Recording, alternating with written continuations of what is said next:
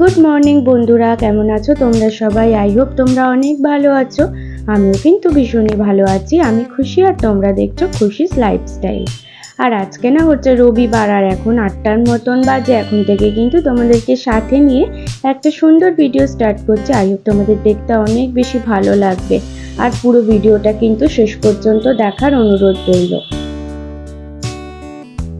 আর সকাল সকাল কিন্তু আটা মেখে নিচ্ছি, কারণ কি কালকে রাতে না আটা আর মাখা হয়নি। যে আটাটা ছিল কালকে রাতে হয়ে গেছে, আর 2-3 গোলা মানে আটা রয়েছে।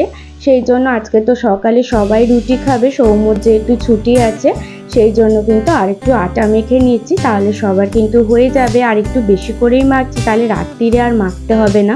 আমি তো এইটাই করি, যখন ধরো সকালে আটা মাখি সেটা রাত্রিরেও লাগিয়ে দিই কাজে। আবার যদি ধরো রাত্রিরে কোনো সময় আটা মাখি সেটা কিন্তু সকালেও করে নিই।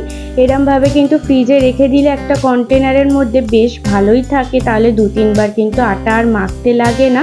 আর এক কাজ দেখবে বারবার করতে একদমই ভালো লাগে না, তাই জন্য মনে করি কি একবারে করে নিলে যদি হয়ে যায় তাহলে ভালোই হবে। আর আমাদের বাড়িতে না সবাই এরকম খেয়ে নেয়, তাই জন্য কিন্তু সেটা কোনো রকম অসুবিধা হয় না। আর জানো তো, প্রত্যেকটা হাউসওয়াইফেরই একই রকমেরই কাজ, ঘুরিয়ে ফিরিয়ে সেই একই রকমেরই ডিউটিতে করে। রোজ এই ঘুম থেকে উঠে থেকে রাত্রির পর্যন্ত সবার কিন্তু একই রকমেরই কাজ থাকে, তবুও কিন্তু এই একঘেয়েমি কাটিয়ে অ্যাক্টিভলি সমস্ত কাজকর্মগুলো হাসি মুখেই করে নেয়।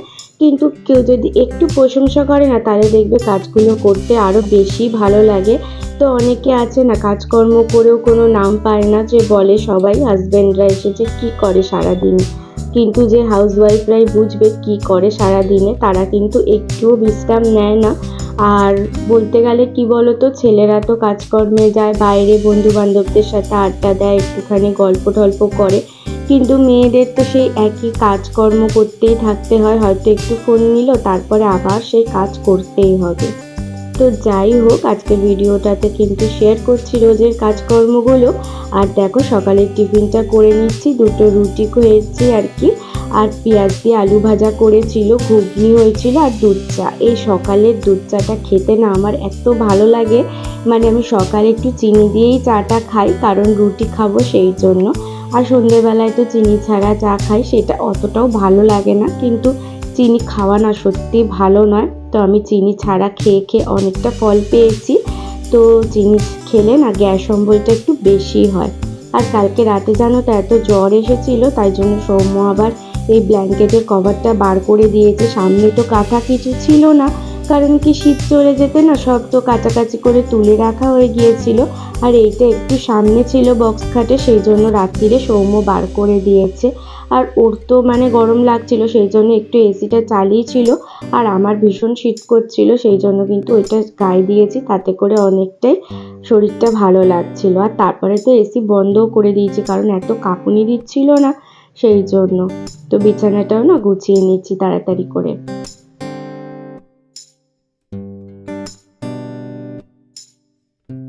আর আজকে সৌম্য আছে বলে না ভেবেছি অনেকগুলো কাজ করে নেব। যেমন তোমাদেরকে আগের দিন বলছিলাম না, ওপরের যে ক্যাবিনেটটা রয়েছে ওটা কিন্তু অনেকটাই ফাঁকা থাকে, আর যে সোয়েটারগুলো আছে ওগুলো কিন্তু বক্স খাটে ঢুকিয়ে দেব। তো অন্যদিন তো সৌম্য থাকে না, আর এই বক্স খাটে গোছানোর কাজগুলো আমি ঠিক করে উঠতে পারি না, তো ও সুন্দর করে গুছিয়ে দেয়।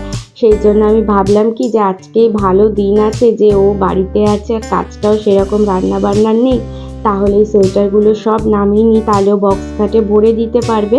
তাহলে কিন্তু অন্য সময়টা আমি আমার শাড়ি বলো বা সৌম্যর পাঞ্জাবি, এগুলো তো সবসময় পরা হয় না, সেগুলো কিন্তু ওখানে রেখে দিতে পারবো। আর প্লাস্টিকে জানো দেখছি মুমুর কতগুলো জামা আছে ওপরে, আমার তো মনেই ছিল না, আমি তো ওইটা খুলি না খুব একটা। তো দেখছি কি অনেক শাড়ি আর মুমুর জামা, অনেক সোয়েটার, এই সমস্ত কিছু আছে। তো ওইগুলো কিন্তু গুছিয়ে নেব, আর পুরো কিন্তু ফাঁকা করে নিয়েছি। আর আজকে ওইটা গোছাতে পারবো না হয়তো, কারণ কি একদিনে সমস্তটা কমপ্লিট করতে পারবো না, ওইটা অন্যদিন গুছিয়ে নেবো। ফাঁকা করাটাই মেন, জানো তো, ও ফাঁকা করে মানে গুছিয়ে দিচ্ছে সোয়েটারটা বক্স খাটে, সেটাই ভালো হবে। আর ওর একটা দরকারি ফোন এসেছিলো, সেই জন্য ও বললো কি একটু ফোনে কথা বলে নিই, কাজের ব্যাপার আছে। তো ততক্ষণ আমি বললাম একটুখানি তাহলে মুছে নি আয়নাটা, একটু দাগ হয়ে গিয়েছিল সেই জন্য। আর মামনি তো কি কথা বলছে আর হাসছিল, আমিও কথা বলতে বলতে কিন্তু কাজগুলো করে নিচ্ছি।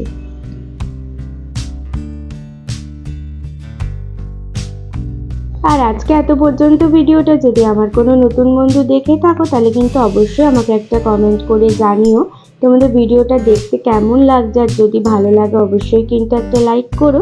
আর যারা এখনও অবধি চ্যানেলটা আমার সাবস্ক্রাইব করোনি তাদেরকে রিকোয়েস্ট করবো যে চ্যানেলটা সাবস্ক্রাইব করে পাশে থেকো।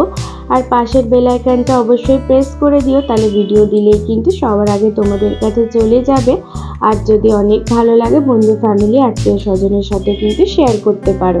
আর সৌম্যর কথা বলা হয়ে গেছে, তো বলছে এগুলো রেখে দাও, আমি মুছে দেবো পরে, তো তুমি আসো এই জায়গাটা বসো। কিন্তু জানো তো বন্ধুরা, এই জায়গায় বসলে না আমি তো কিছু দেখতে পাই না কীরকমভাবে কি গোছায় না গোছায়। আর আমাকেও তো দেখে নিতে হবে সব কিছু, কোথায় কি রাখা থাকছে না থাকছে। আর সেই জন্য ওকে বলছি কি যে কাঠটা পুরোটা তুলে কিন্তু গোছাও, তাহলে আমিও কিন্তু থাকতে পারবো, দেখতেও পারবো কোথায় কি রাখা হচ্ছে। আর সেই জন্য কিন্তু সব তোষক তুলে গুছিয়েছি। আর এটা করতে অনেক দেরি হয়ে গিয়েছিল। তারপরে ও বললো কি নতুন একটা নতুন না আর কি, কাঁচা বিছানার চাদরও পেতে নিচ্ছে। আর ঘরটারগুলো ও পরিষ্কার করছে। আর বাইরের ঝুল হয়েছিল অনেক ড্রয়িং রুমটায়, সেই জন্য ঝুলগুলো কিন্তু আমি ঝেড়ে নিচ্ছি আর একটুখানি মোছামুছিও করে নিচ্ছি।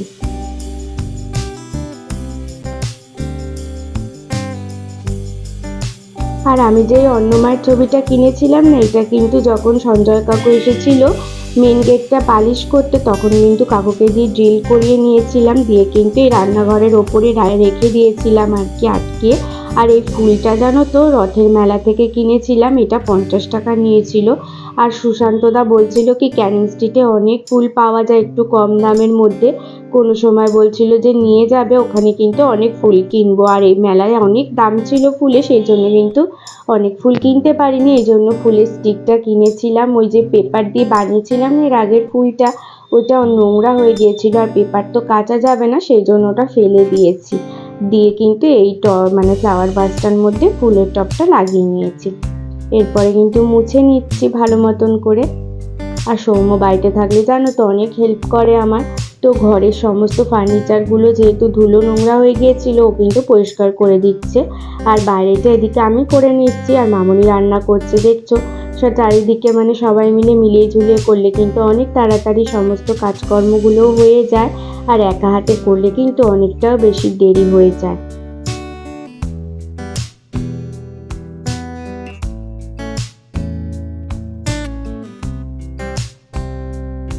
আর জানো তো আমি না বুঝেই পারি না যে ঘরে এত ধুলো হয় কি করে। আমি তো প্রায়ই ঘর পরিষ্কার করি, তোমরা তো দেখতেই পাও, কিন্তু বিশ্বাস করো যখনই পরিষ্কার করি না এত ধুলো বেরায় কি বলবো। যে কোনো ফার্নিচার থেকেও ধুলো হয়, তেমন কিন্তু ফ্লোরেও ভীষণই ধুলো হয়। তো রোজ 2-3 বার করে ঘর ঝাড় দেওয়া হয় আমাদের, তারপরেও কিন্তু প্রচণ্ড পরিমাণে ধুলো বেরায়। কোথা থেকে এত ধুলো আসে কিছুই বোঝা যায় না, কারণ আমরা কিন্তু সেই রকমভাবে দরজা টরজা খুলে রাখি না যে ধুলো আসবে, তাও কিন্তু প্রচণ্ড ধুলো হয়। আর এই প্যান্টটা কিন্তু দরজার নিচটা না আমাদের ফাঁকা আছে, ওই জন্য এসির হাওয়া বেরিয়ে যায় বলে এই প্যান্টটা দিয়ে রাখি রাত্রিবেলাতে যখন এসি চালাই। আর ওই জন্য নোংরা হয়ে যায় তো নিচেই রাখা হয়, ওই জন্য নিচেই রেখে দিয়েছি, ওটা কিন্তু ওপরে আর তুলে রাখিনি। এরকম 2-3 দিন 1 সপ্তাহ রাখি, তারপরে কেচে দিয়ে আবার অন্য একটা প্যান্ট রেখে দিই। তো এরকমভাবে কিন্তু করি। আর ঘরটাও কিন্তু তাড়াতাড়ি করে মুছে নিচ্ছি। আর অনেক কাজ করেছি আজকে আমি, তো সব কিছু তো তোমাদের দেখাতে পারিনি, তো অনেক কিছু কিন্তু শেয়ার করেছি। এরপরে জানো তো ঘরটার মুছছিলাম, তারপরে মোমো ভিডিও কলিং করেছিল, শরীরটা একটু খারাপ ছিল, ওকে দেখবো বলে সৌম্য ভিডিও কলিং করেছিল। আর দেখছো আমাদেরকে দেখে মুখটা কেরম করছে, ওকে কিন্তু দেখলে আমার খুব ভাল লাগে মনটা। আর ও পালস লজেন্স খাচ্ছিল বলে বলছে মুখটা এরম করছে, পালসের মধ্যে যে জলজিরার মতন থাকে না, ওইটা ওর মুখে টক লাগছিল বলে মুখটা ওরম করছিল। তো একটু ওর সাথে কথা বলে কিন্তু মনটা অনেক ভালো লাগছিল। এরপরে দেখো এখন না ওই দুপুর 3:30 মতন বাজে, আর আকাশটার অবস্থা দেখছো কিরম কালো হয়ে গেছে, মনে হচ্ছে বিশাল জোর বৃষ্টি নামবে, এত অন্ধকার হয়েছে মনে হচ্ছে না এখন যে দুপুরবেলা। আর বলতে বলতে দেখো বিশাল জোর বৃষ্টি শুরু হয়ে গেছে, তো জানলা পুরোটা তো খুলতে পারছি না, বিছানার মধ্যে জল আসছে, ঝাপটা এত জোর বৃষ্টি হচ্ছে, ওই জন্য একটুখানি খুলে কিন্তু দেখছি। আর যে বৃষ্টির ছাপটাটা আসে না আর ঠান্ডা হাওয়াটা আসে, ওটা আমার এত ভাল লাগে, কি বলবো। আর এই সময় বৃষ্টি হচ্ছে বলে জানো তো একটু কানে হেডফোন দিয়ে গান শুনছিলাম আর বৃষ্টিটা ফিল করছিলাম, তো খুব ভালো লাগছিল। তারপরে তো সৌম্য আছে, ও বলছে কি চা করো চা করো, 5টা বাজে চা করো, তাই জন্য চলে এসেছি চা করতে। আর তারপরে জানো আজকে একটু পাস্তা বানালাম, কারণ সৌম্য একদম বাড়িতে থাকে না বলে কিছু বানানো হয় না। আর দেখবে বাড়িতে যখন সবাই একসাথে থাকে তখন কিন্তু কিছু রান্না করতে খুব ভালো লাগে, যাতে সবাই একসাথে খেতে পারে। না হলে সৌম্য তো অন্যদিন কাজ থেকে ধরো ওই 9টা বেজে যায় আস্তে আস্তে, তারপরে আর পাস্তা এই সমস্ত কিছু খাবে আর নাকি মানে ভাত রুটি খাওয়ার সময় হয়ে যায় 10টা 10:30, সেই জন্য। আর আজকে ও বাড়িতে আছে তো রবিবার, ওই জন্য ভাবলাম কি একটু পাস্তা বানাই। তো কিভাবে বানাচ্ছি বলো তো, প্রথমে পাস্তাটা সেদ্ধ করে নিচ্ছি নুন দিয়ে, আর একটুখানি তেল দিয়েছি যাতে লেগে না যায়। এরপরে ডিমে কিন্তু স্ক্র্যাম্বল বানিয়ে নিয়েছি, 2টো ডিম মানে ভেজে নিয়েছি ঝিরি করে। আর এরপরে কিন্তু তেল দিয়ে নিচ্ছি, তেলটা গরম হয়ে গেলে পেঁয়াজ কুচি আর কাঁচা লঙ্কা কুচি দিয়ে দিচ্ছি। আর পাস্তায় কিন্তু কোনো রকম সবজি আমার খুব একটা ভালো লাগে না, তো অনেকে খায়, আবার আমরা কিন্তু ভালোবাসি না। চাউমিনে তাও দেখবে একটু সবজি হলে ভালোই লাগে, কিন্তু পাস্তায় না অত সবজি আমার ভালো লাগে না, ওই জন্য শুধু পেঁয়াজ কুচি আর কাঁচা লঙ্কা দিয়ে করছি। তো রেসিপিটা দেখো, আমার খুব ভালো লাগে, পাস্তা করতেও ভালো লাগে আর খেতেও কিন্তু খুব ভালো লাগে। আর বহুদিন পর কিন্তু করছি পাস্তাটা। আর এরপরে কিন্তু পেঁয়াজটা ভাজা ভাজা মতন হয়ে গেছে, এরপরে যে পাস্তাটা সেদ্ধ করা ছিল সেটা কিন্তু দিয়ে দিচ্ছি পেঁয়াজের মধ্যে।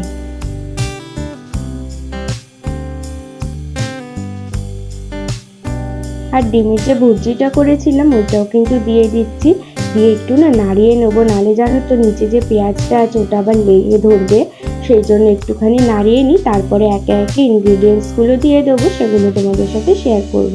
আর পাস্তা বানানো এত সহজ আর এত তাড়াতাড়ি হয়ে যায়, কোনো তো সিদ্ধ সেরকম ব্যাপার নেই যে আলু সেদ্ধ হবে ওয়েট করতে হবে, সেরকমের ব্যাপার নেই, ওই জন্য। আর নুন দিলাম, নুন কিন্তু আগে দিয়েছিলাম পাস্তায়, বুঝে শুনে নুন দেবে। আর তার মধ্যে সয়া সস দিয়েছি আর টমেটো কেচাপ কিন্তু দিয়ে দিচ্ছি, আর এরপরে সামান্য ভিনিগার দিয়েছি জানো তো। আর এইটাই কিন্তু আমার বেস্ট মশলা, ম্যাগি মশলা দিয়ে দিলাম। আর অনেকে কিন্তু পাস্তা মশলা দেয়, আমি কিন্তু দিই না, ম্যাগি মশলাই দিই। আর একটুখানি গোলমরিচের গুঁড়ো দিয়ে দিচ্ছি, ব্যাস, আর কিন্তু কিচ্ছু অ্যাড করব না। এরপরে ভালো মতন সব কিছু মিক্স করলে কিন্তু পাস্তাটা আমার রেডি হয়ে যাবে। আর অনেকে কিন্তু পাস্তা মশলা দিয়ে করে, কিন্তু একবার ম্যাগি মশলা দিয়ে ট্রাই করবে, দেখবে টেস্টটা অনেকটা বেশি ভালো লাগছে।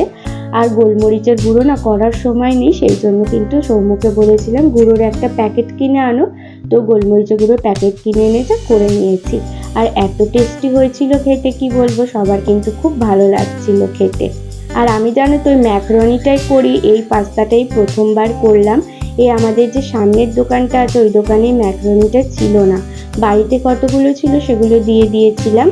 আর যে পাস্তা রিং মতন, এইটা ভালোই খেতে হয়েছিল জানো, কোনো রকম অসুবিধা হয়নি, সেদ্ধ হতে ইজিলি হয়ে গিয়েছিল। তো আমার দেখো পাস্তা কিন্তু কমপ্লিট হয়ে গেছে, আর সব কিছুর পরিমাণ দেখলাম একদম ঠিকঠাক আছে, সেই জন্য কিছু অ্যাড করতে হয়নি।